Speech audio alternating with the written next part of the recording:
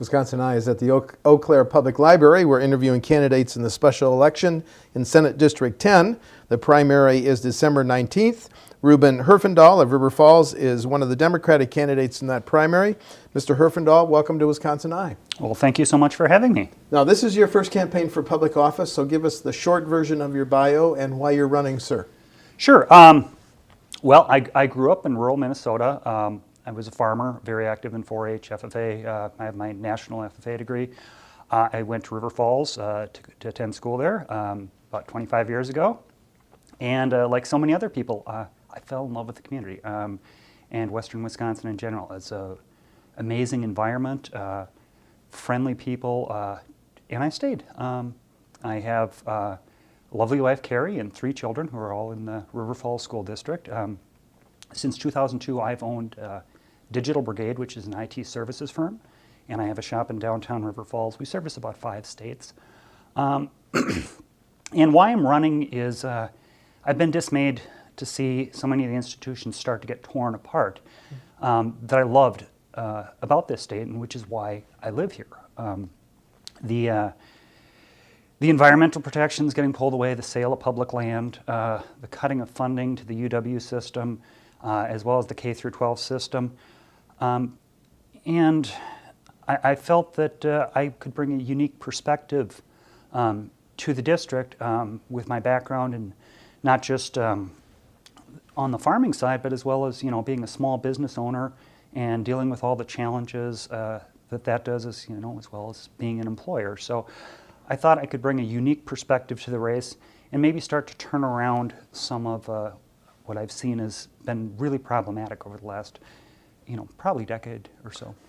Senate District 10 has, as you're well aware, 2 four-year universities, Yes. River Falls and Stout. Do you think, you talked about the crisis in funding higher ed, have those institutions been hurt by some of these cuts in state aid? There's no doubt. I mean, they're both still wonderful institutions, but when we've lost professors, we've lost staff, funding for various activities have not been at the previous levels. Students' tuition rates have gone up. I mean, I was able to pay off my student loan in 5 or 6 years. That's no longer the case. Tuition used to be cheap enough that you could, work, on the side and pay for most of your expenses. You can't do that anymore. And that's a crime, because the most important resource we have in this state is our children and our youth. This is what brings strong employees, an educated workforce, and that drives that makes things better for everybody. And that's how we drive growth in this state. As a small business owner, that's who I want as my employees. I want somebody that comes in, is excited, they've been going to school, they've learned something, they haven't been stressed out every minute about how they're going to pay for it.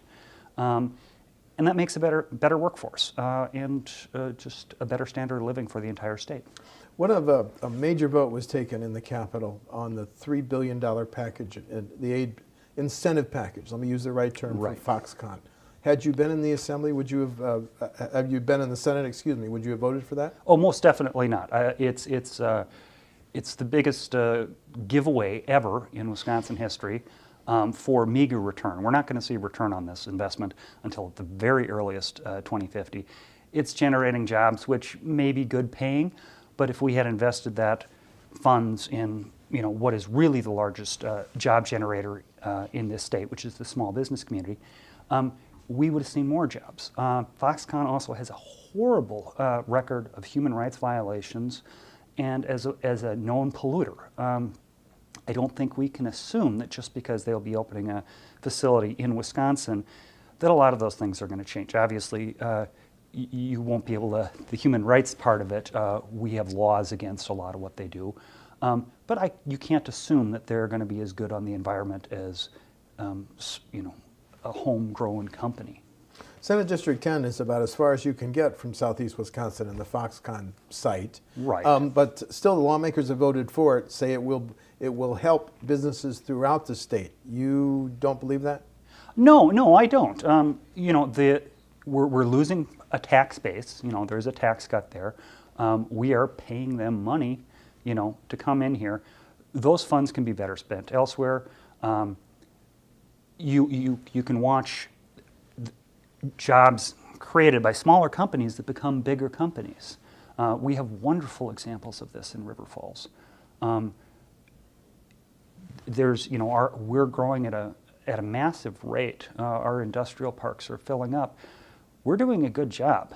We're doing a good job in other places in Wisconsin. We don't need to give away all this money for, when you talk to your average person on the street, they're not in agreement with this plan either.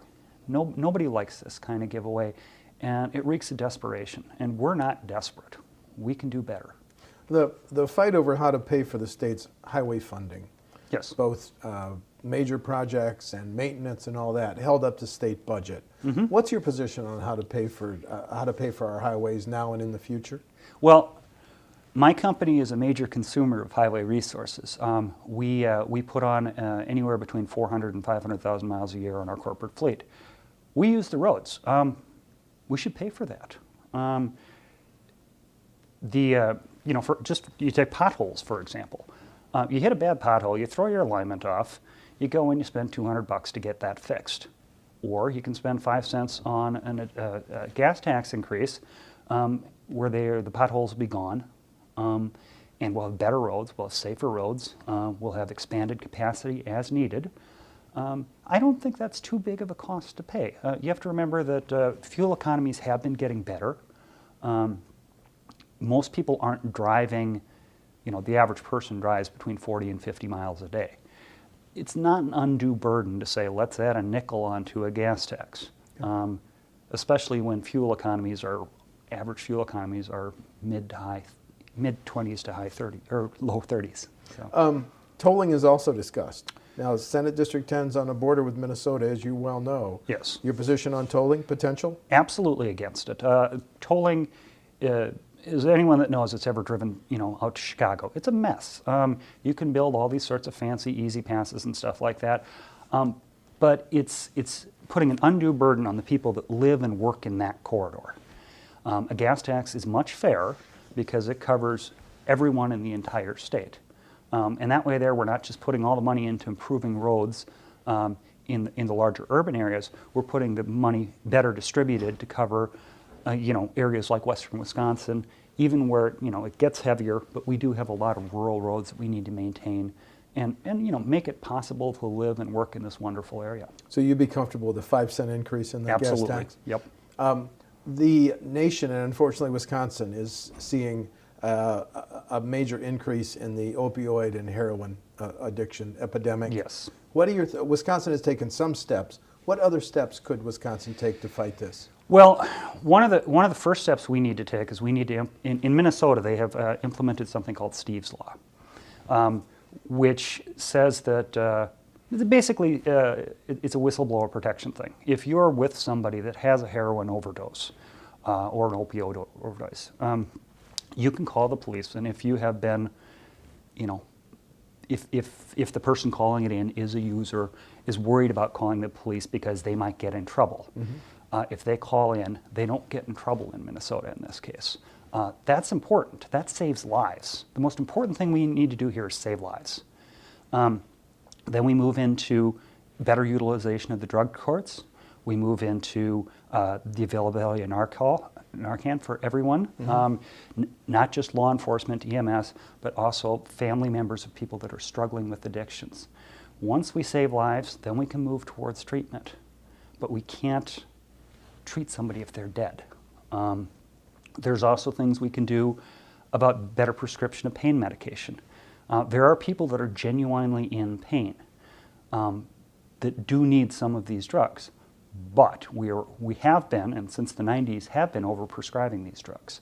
We need to better monitor their usage. We need to issue, if somebody goes in for some back pain, they don't need a month's worth of pills. Let's start them off with a week or so, see how that goes. If they need more, they can get more. We also need better disposal.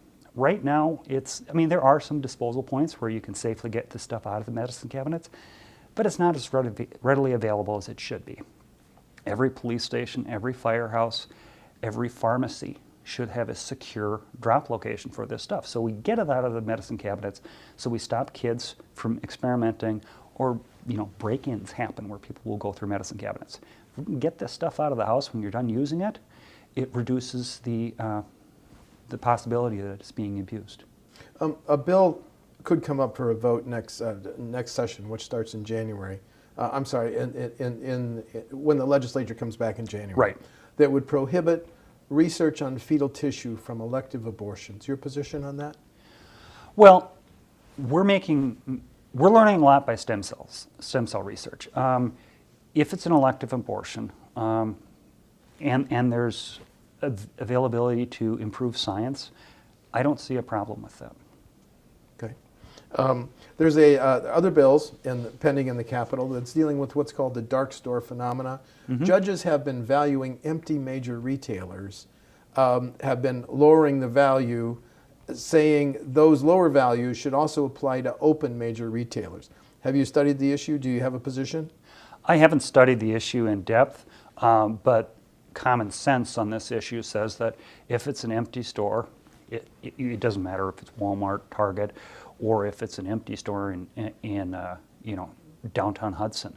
If it's empty, if it's dilapidated, it should have a lower value, and that value should not be passed on to the neighboring locations. We all know if you have bring it into the residential setting, if you have a house down the street that's falling down and run down and nobody's lived there for 10 years, your house is worth more than their house, and it should be fair.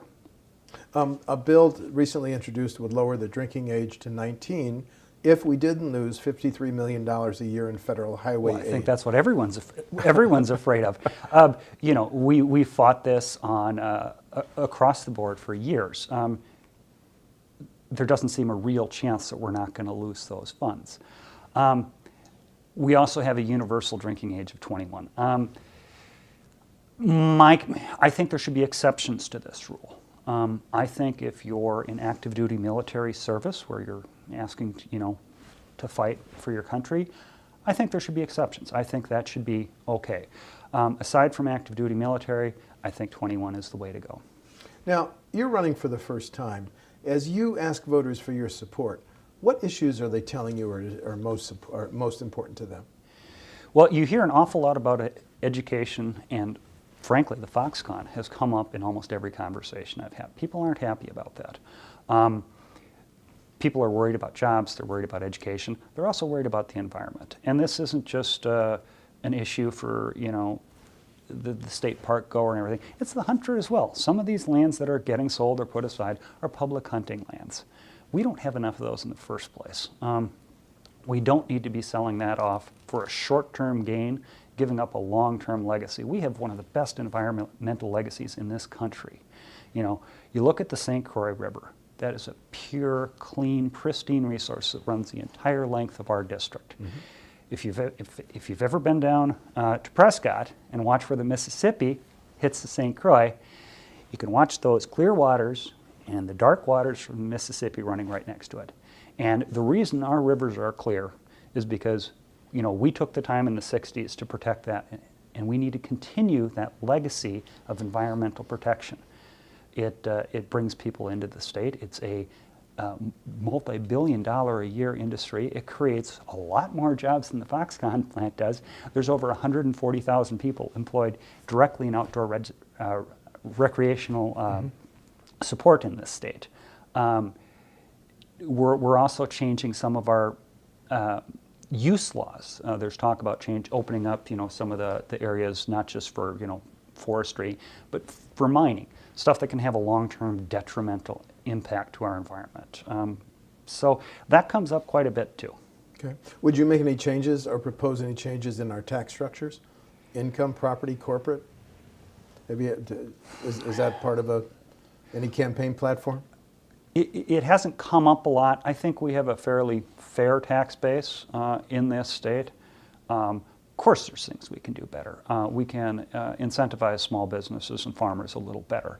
There are some undue tax burdens that get passed on to them.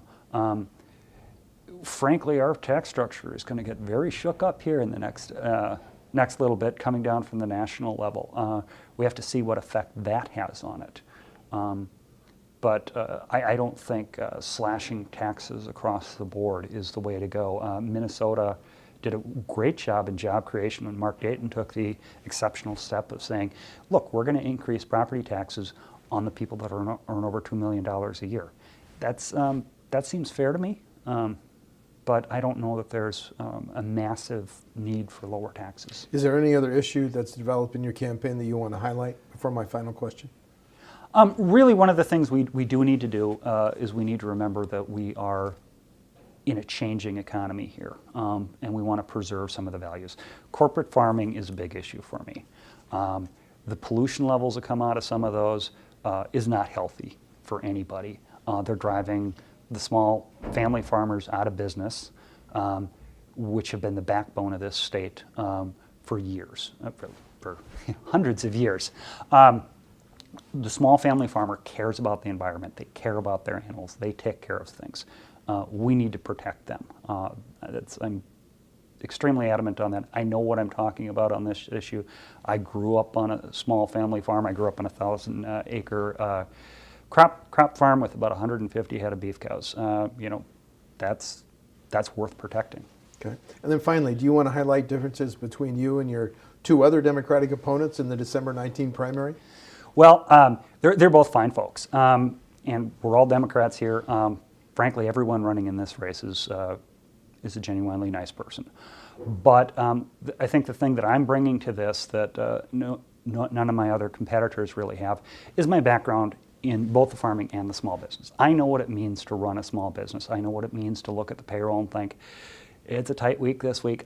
I guess I'm not going to bring much money home this week. I know what it means to support that. We have one of the strongest, healthiest main streets in the state in River Falls. It's because we all work together tightly as a small business community. That's a big deal. That in conjunction with, like I said, my farm background, I understand the needs of farmers.